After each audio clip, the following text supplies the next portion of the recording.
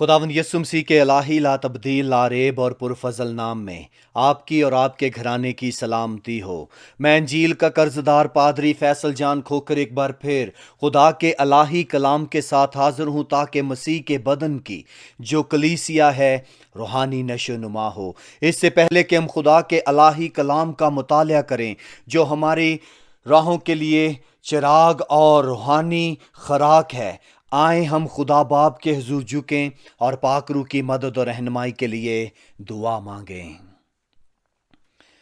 ابراہیم، اسحاق، یعقوب اور نوح کے خدا اور مسیح یسوع میں میرے آسمانی باپ، میں تیرا شکر کرتا ہوں تیرے کلام کے لیے جو بے تاثیر نہیں لوٹتا، تیرے کلام کے لیے جو باتیں نہ آنکھوں نے دیکھی نہ کانوں نے سنی نہ آدمی کے دل میں آئیں، وہ تو نے سب اپنے محبت رکھنے والوں کے لیے تیار کی۔ خدا آج اپنے کلام کے گہرے بھیتوں کو بیان کرنے اور ہر ایک جو زندگی آج کے کلام کو سنے خدا ان کے فہم اور دل کی آنکھوں کو روشن کرنا، اور یہ سب کچھ تیرے پاک روح کی قدرت سے ممکن ہے۔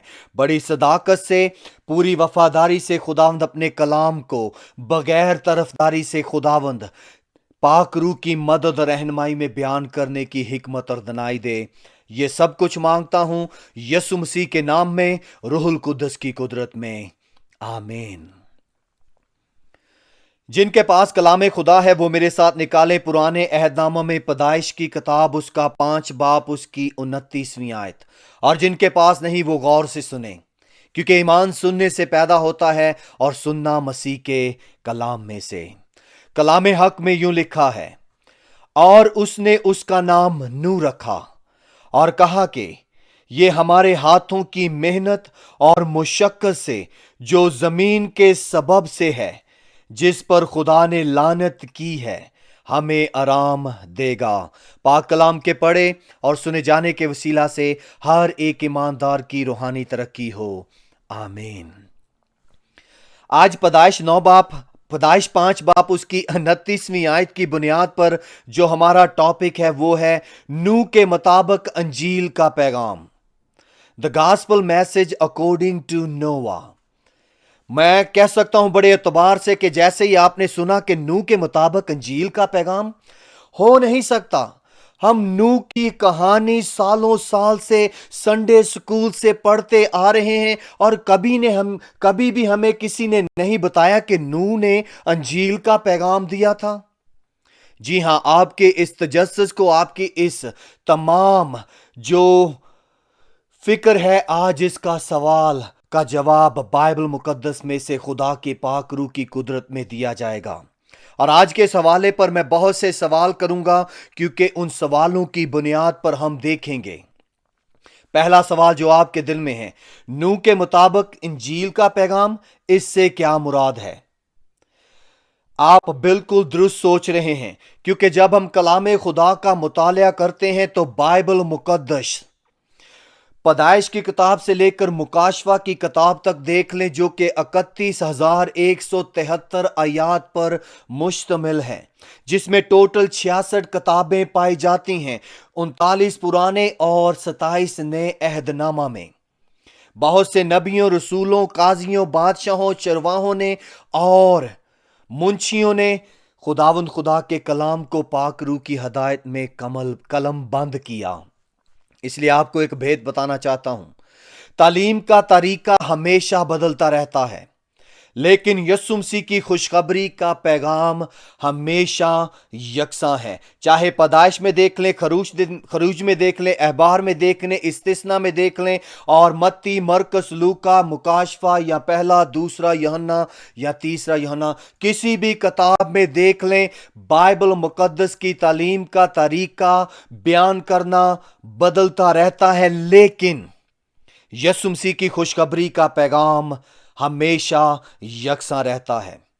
آپ سوچتے ہیں کہ اس سے کیا مراد ہے؟ آپ کو یاد ہے کہ جب خدا کا فرشتہ، خدا کا پاک روح فلپس کو بیابان میں لے گیا، اور بیابان میں لے جانے کے بعد جب اس نے، جو کہ حبشی خواجہ تھا، परस्तिश करने के लिए, इबादत करने के लिए यरूशलेम में आ रहा था। और वो क्या कर रहा था? यशायाह नबी का सहीफा पढ़ रहा था, और वो पढ़ रहा था लेकिन उसे समझ नहीं थी। और जब फिलिप्पुस भाग के उसके साथ, उसके रथ के साथ साथ दौड़ रहा है और उससे कहा कि क्या जो तू कुछ पढ़ रहा है उसकी समझ भी है या नहीं?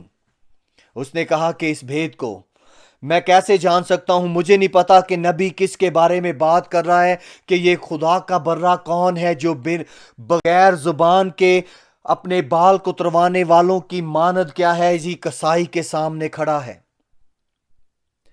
सो जब फिलिप्पुस ने इसका बयान सुना तो उसने कहा कि क्या तुझे इसकी समझ है? और हबशी ख्वाजा से कहता है, मैं बगैर उस्ताद के कैसे समझ सकता हूं?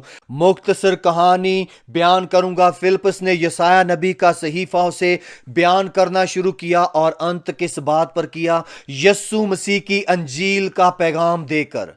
यशायाह यस्सु मसीह की अंजील का पैगाम देता है। आने वाले दिनों में आप इस पर भी पैगाम सुनेंगे। लेकिन बाइबल मुकद्दस की तालीम का तरीका हमेशा बदलता रहता है, लेकिन यीशु मसीह की खुशखबरी का पैगाम हमेशा यकसा है। और आज हम यही देखेंगे कि नूह के मुताबिक अंजील का पैगाम, इससे क्या मुराद है? यह हमारा पहला सवाल था।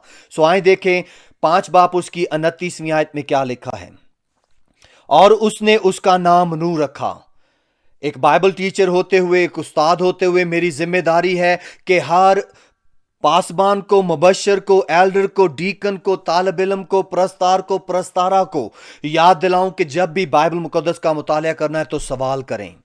सो यहां पर लिखा है, और उसने उसका नाम नूह रखा। पहला सवाल, किसने उसका नाम नूह रखा? इसका जवाब ढूंढने के लिए हमें देखना होगा लफ्ज और को। आप लफ्ज और मैं हर रोज बहुत ज्यादा इस्तेमाल करते हैं। मिसाल के तौर पर अगर आपसे कोई सवाल करे कि आपका दिन कैसा गुजरा, तो मुझसे कोई पूछे तो मैं उससे कहूंगा कि मैं सुबह चर्च को गया और कलाम सुनाया और घर आया और नाश्ता किया और फिर उसके बाद विजिट करने के लिए चला गया और दोस्तों के साथ रफाकत और शराकत की और घर आया, बाइबल मुकद्दस का मुतालिया किया और पैगाम को रिकॉर्ड किया और व्हाट्सएप पर और यूट्यूब पर अपलोड किया और शाम का खाना खाया, हाथ मुंह धोया, नहाया, दांत साफ किए और सोने का टाइम हो गया। तो ये सवाल पर सारा मैंने अपना दिन का खुलासा बयान कर दिया। और इसमें लफ्ज क्या है जी? और को जब देखते हैं तो ये कंजक्शन है, जिसे इंग्लिश जुबान में कहते हैं कि जो गुफ्तगू, जो वक्त गुजरा है, आगे पीछे उसे बयान करने के लिए ये बड़ा ही मददगार लफ्ज है। उर्दू में और इंग्लिश में एंड। तो यहां पर लिखा है, और उसने उसका नाम नूह रखा। तो आए देखें पैदाइश 5 उसकी 28वीं आयत में क्या हमें जवाब मिलता है।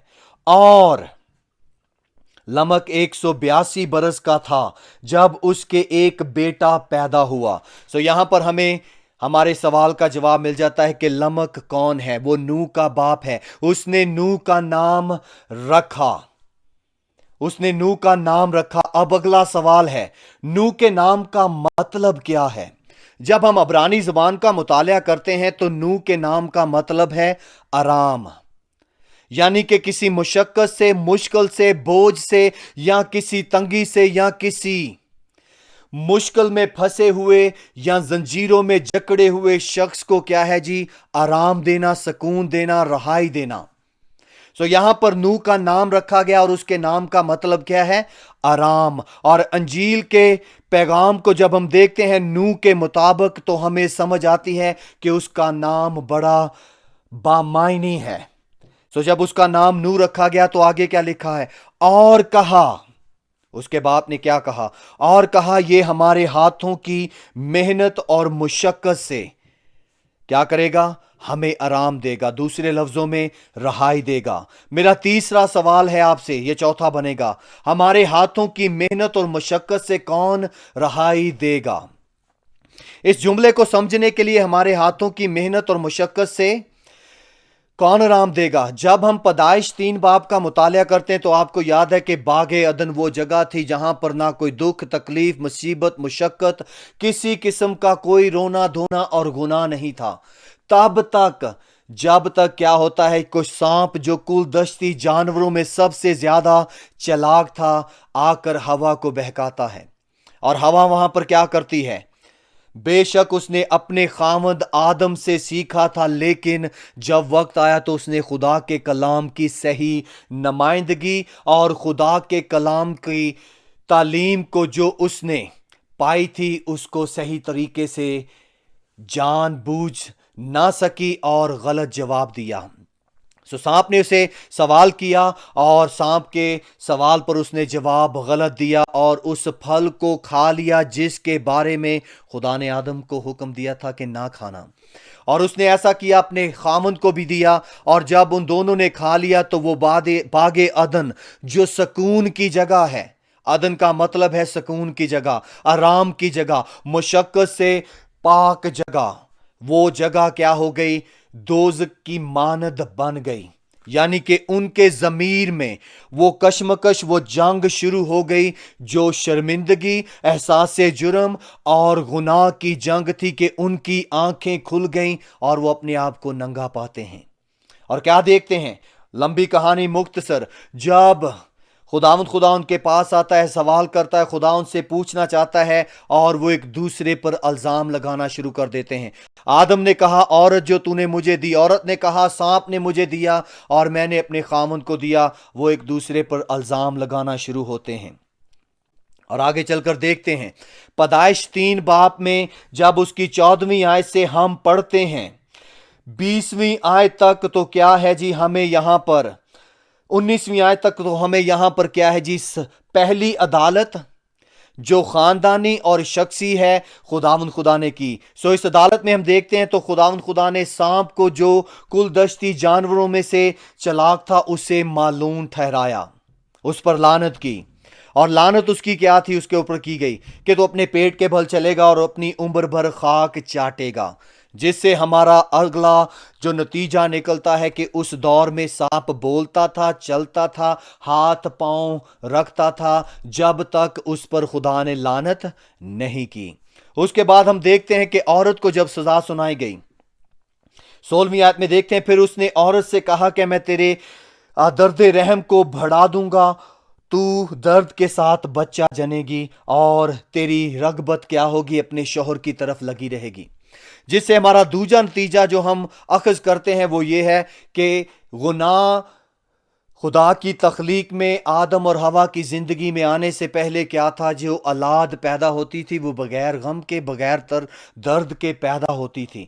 और ये औरत के ऊपर खुदा ने लानत कर दी, सजा दे दी और उसको ये सजा आज भी वो भुगत रही है। आप जो शादीशुदा है जान सकती हैं, आप जो शादीशुदा हैं आप अपनी बीवी के उस दर्द से वाकिफ है जब दर्दें लगती हैं, जब बच्चा पैदा होता है। और आखिर में हम देखते हैं आदम को 17वीं आयत में, और आदम से उसने कहा चूंकि तूने अपनी बीवी की बात मानी और उस दरख्त का फल खाया जिसकी बाबत मैंने तुझको हुक्म दिया था कि उसे ना खाना, इसलिए क्या हुआ? तेरे सबब से जमीन क्या हुई है? लानती हुई है। और क्या लिखा है? और तू उम्र भर अपनी खाक चाटेगा और जो पैदावार होगी वो क्या होगी? ऊंट कटारे होंगी और जमीन क्या करेगी? तेरे लिए ये सारी पैदावार करेगी। यहां पर जब लमक कहता है कि वो नू जो है जिसका नाम रखा गया है हमारे हाथों की मुशक्कत और मेहनत से क्या करेगा? जो जमीन के सबब से है। आदम को गुनाह इसीलिए कहा गया है क्योंकि आदम को खुदा ने क्या बनाया था?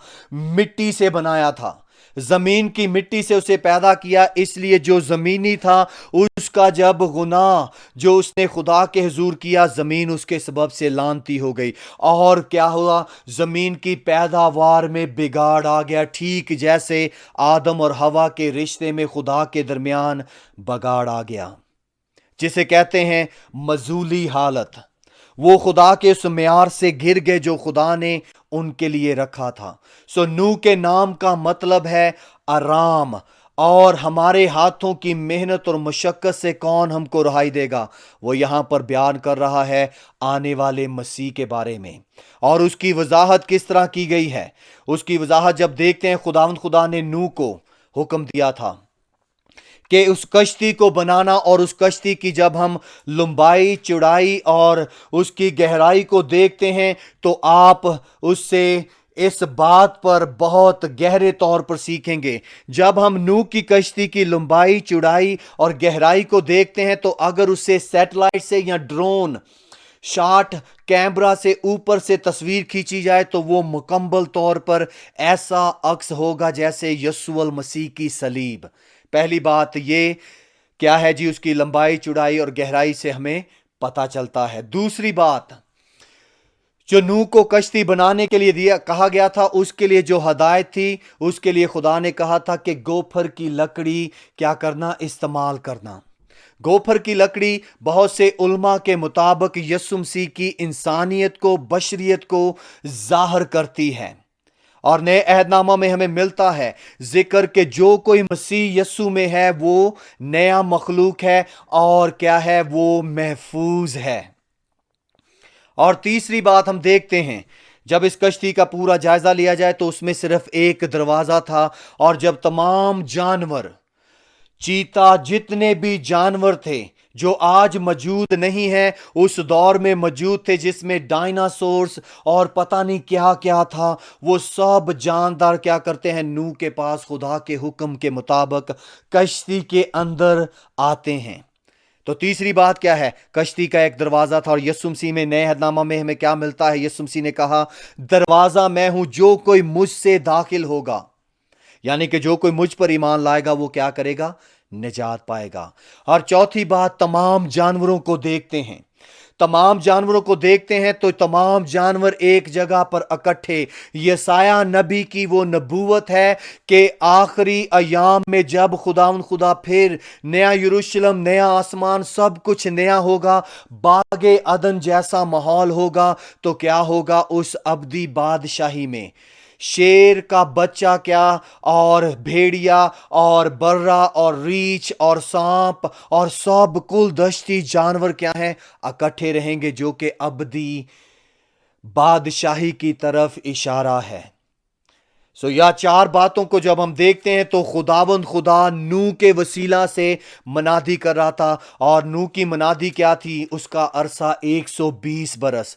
जब हम पैदाइश 6 बाब में देखते हैं तो उसको 120 बरस लगे कश्ती बनाने के लिए। उसकी मनादी क्या थी, खुदावंद खुदा आसमान के दरीचों को खोलेगा और बारिश बरसेगी। उस दौर के लोगों को देखते हैं तो आदम 930 बरस का था, और नूह की जब उम्र को देखते हैं, जब वो कश्ती में दाखिल हुआ तो वो क्या था जी, 600 बरस का था। हजारों साल का ये अरसा है जिसके दुरानिया उस दौर के लोगों ने कभी बारिश की एक बूंद नहीं देखी थी, कभी भी पहले बारिश नहीं हुई थी, और उनको कभी भी इस बात का कोई फहम नहीं था। इसलिए जब उसने ये मनादी करना शुरू की तो क्या हुआ, लोग उसकी मनादी से मुत्तफिक नहीं हुए। उन्होंने कहा कि ये बुजुर्ग क्या हो गया है, शायद इसका दिमाग खराब हो गया है, ये हमें क्या तालीम दे रहा है कि बारिश होगी।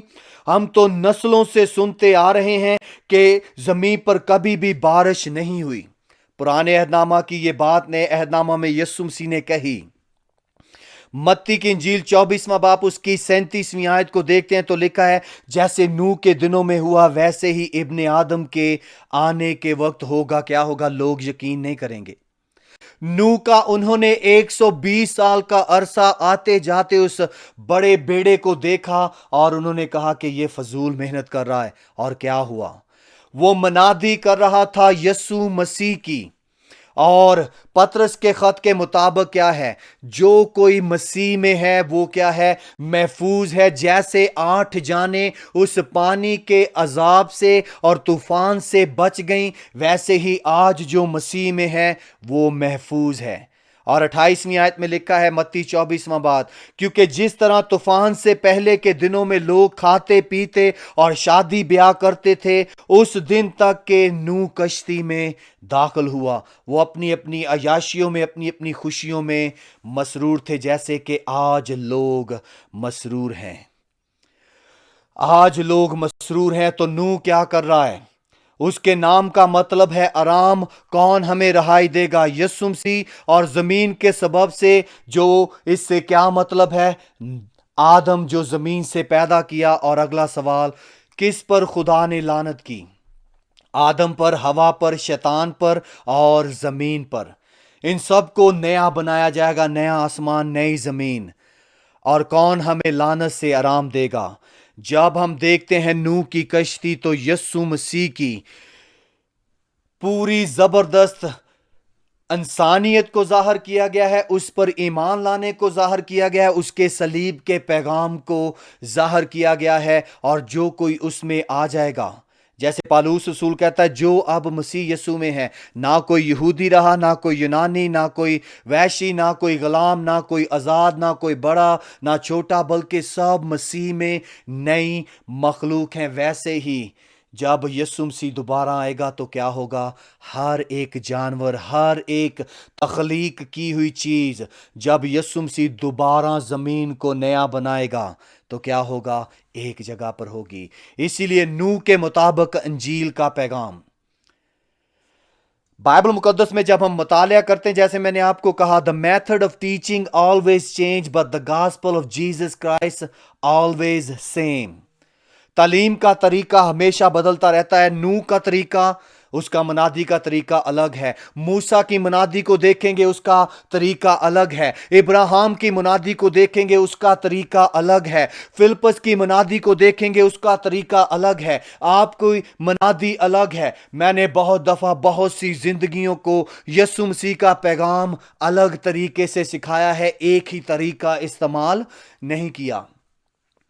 एक बंदे पर मैंने सवाल किया और उस सवाल के वसीला से उसने यीशु मसीह को कबूल कर लिया।